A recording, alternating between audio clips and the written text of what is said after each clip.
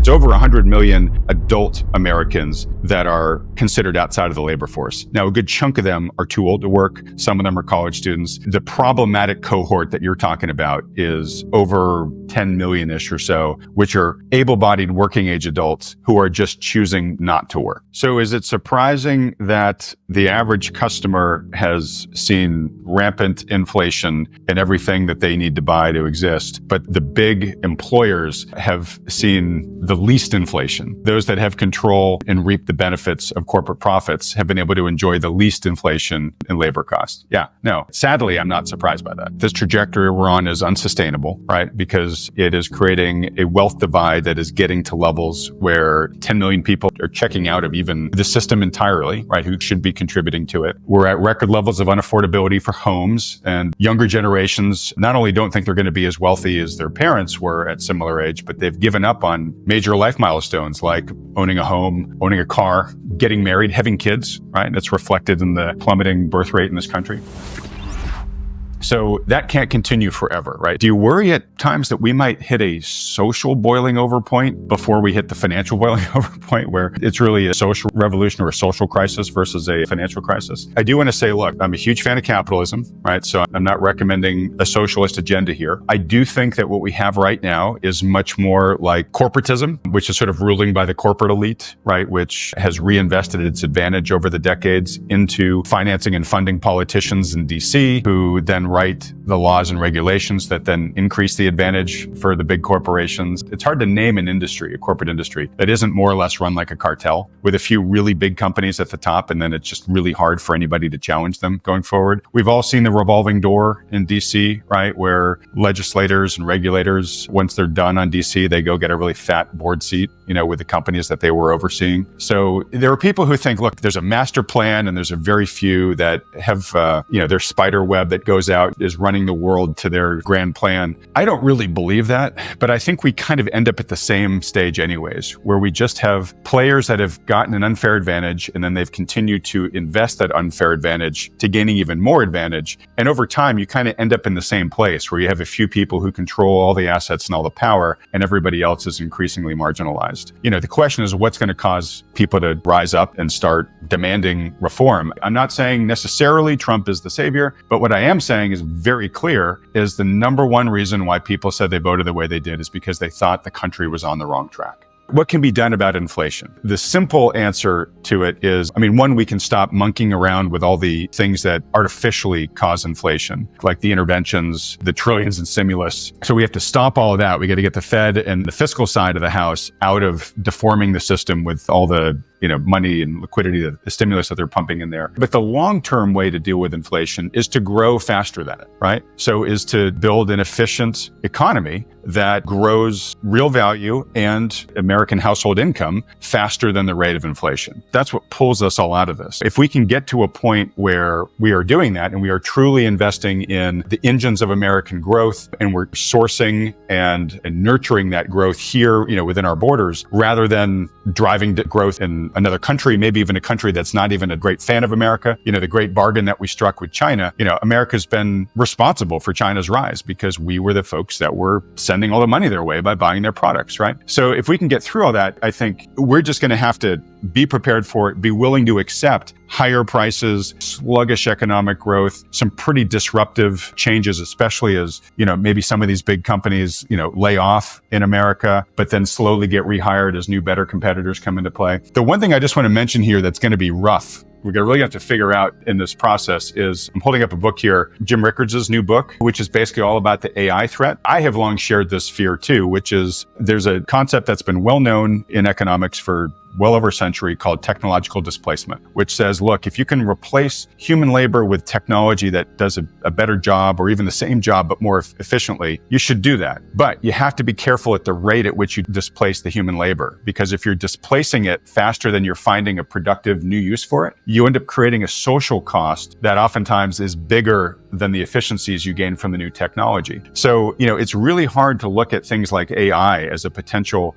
big job killer. And if you're one of these mega corporations that's heavily investing in AI right now, your hope there is I want as few humans as possible to employ, right? They're expensive, they're litigious, What we're going to need, right, is real disruption, which is essentially what you're asking for here, right? And I think way too early to really tell, but I think this is one of the things that has really appealed to people about Trump's platform that he's put forth. And I will give Trump high marks since winning the election. I don't know if you've been seeing these daily videos that he's been putting out where he's, picking an issue like, free speech or immigration or whatever, and just banging out, okay, these are what my proposals are going to be on day one, right? He's definitely walking the talk right now of translating what he said on the campaign stump to, okay, these are the things I'm going to do in my first, 24 hours of office. And a lot of it, is promising disruption. I think that's what America was looking for. Like I said, disruption comes along with a lot of breaking things, and there's going to be a lot of short-term pain that we're going to have to deal with. And I don't necessarily think we've prepared America for that yet. Do I think it's the right thing? Absolutely. That's the way to bring change to a sclerotic system. It can't be evolutionary. It's got to be revolutionary. You got to do like what Malay's doing down in Argentina, where you're literally taking the chainsaw and just cutting off limbs and saying, look, we'll keep the body stabilized, but we just got to get rid of the gangrene. Apparently, one of the most successful political ads for the Trump campaign was, Harris is for they, them, Trump is for me and you, or something like that. And I think going forward, for the types of changes that you and I are talking about, that the country really needs to embrace and pursue, we need to have a shift of pronouns from it's not about me, it's about us. And I know that sounds kind of socialist, but think of more like the greatest generation pulling together, right? There's important things that we have to get through as a society, right? We need to rise and defend democracy. We need to help each other get through the Great Depression, right? It's a strong sense of we're pulling together in national unity towards a common good and something that's, going to take our energies over time to make happen. That old saying of hard people make good times make weak people make bad times, right? And what happened is the greatest generation laid the foundation. And then we, by the time the boomer generation came along, and not trying to slam your generation too much, it was the me generation, right? It was all about, forget about, the cultural norms and demands, and, it's all about me. And I think that's in many ways become even more self-centered in the digital era, right? And I think we need to get back to a cultural sense of, what is the greater good for society and what is my role to play in helping make that greater good happen? Because like I said, it's gonna take real pain and real sacrifice. There is no magic pill. There's no magic law we can sign that all of a sudden makes everything better tomorrow and we don't have to pay for the hole that we've dug for ourselves. We're gonna have to pay the piper. So let's get a leader who can craft a good path. Let's get a populace that elects the right people to support that path and then plays an active role in saying, yeah, I'm going to shoulder whatever my individual burden of this is so that tomorrow I and my future generations can benefit from the sacrifice.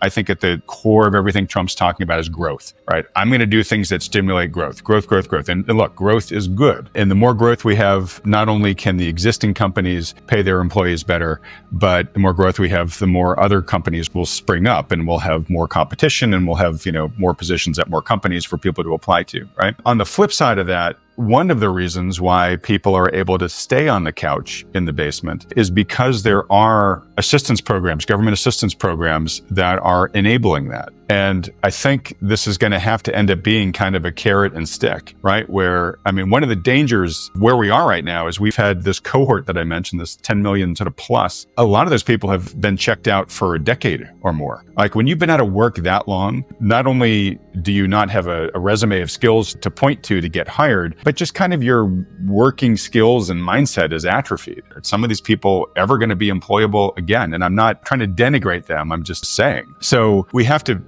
provide more opportunity so that these people can earn a living wage and things like that.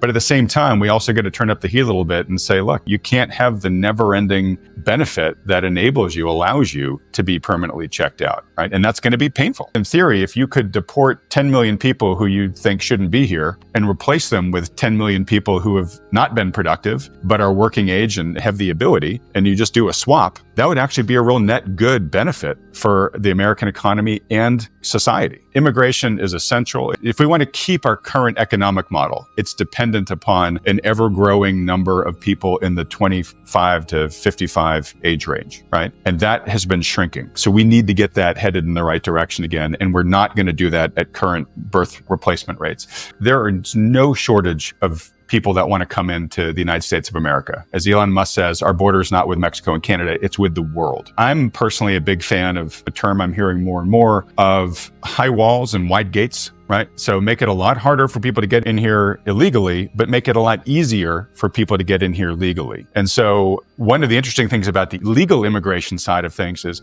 we're not doing a great job of that right now. And one of the things we're doing a really poor job of is recruiting the skills that our economy needs when we're bringing people in legally. And I think we just need to get much, much, much better at that. I hope that's a big focus of Musk's Department of Government Efficiency and things like that. If we can stop the stream of illegal immigrants, but then get much better at recruiting the talent that we want to have for the type of a future economy we want to have, we turn what right now is a big liability into a gigantic geopolitical advantage for America, right? So I think, with good policy that's then implemented effectively, we can turn something that's been a massive distraction for us into one of the greatest jewels in the American adventure.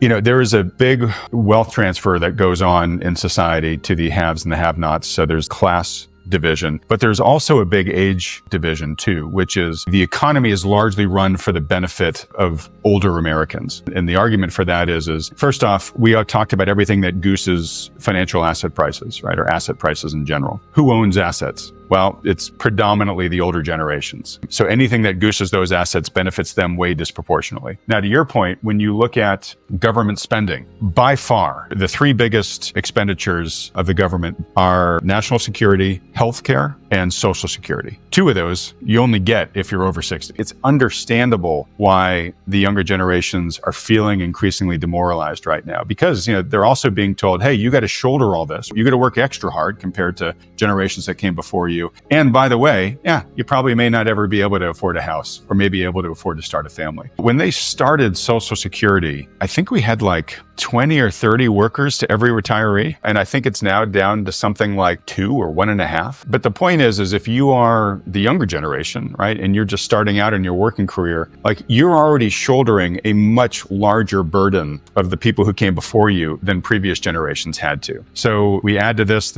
like I said, the third of US adults that are considered outside the workforce. So just to be clear for folks, when you hear the unemployment rate, when they tell you it's 4% or whatever, so that is, and again, I'm not denigrating these people, but that's just a tremendous amount of dead weight that is not even being factored into the official calculations, but it's certainly factored into your real life and your real burden of what you have to do to carry this economy forward. I feel this one too. So I've got college-age daughters, one who just graduated college, and I've seen firsthand through them, as well as just through other people I know as well, the personal anguish and frustration of getting out there and trying to get hired in what is being billed as a strong economy, a great jobs market, right? Powell was talking forever about, there's so many more applicants or openings than there are job applicants. Probably more than any other data that's been hard to believe from the government over the past couple of years. The jobs data has been the one that's been the hardest to swallow. And of course, they finally revised the payroll numbers down by like over 800,000 a few months back, right? Just basically admitting we've been way overstating this stuff, right? So it's not a great job market. And if we look at the data, right, the jobs market, the trajectory is weakening. Again, if you look at the official data, very little of it is in code red stages yet, but we're not entirely sure how much we can trust it. But if we look at the trajectory, initial and continuing claims are starting to rise. The employment rate has risen. When you look at the historic chart of the unemployment rate, what it does is after a recession's over, it starts plummeting, and then it comes down, and it forms a base, and it's very, very quiet. And then as soon as it starts increasing,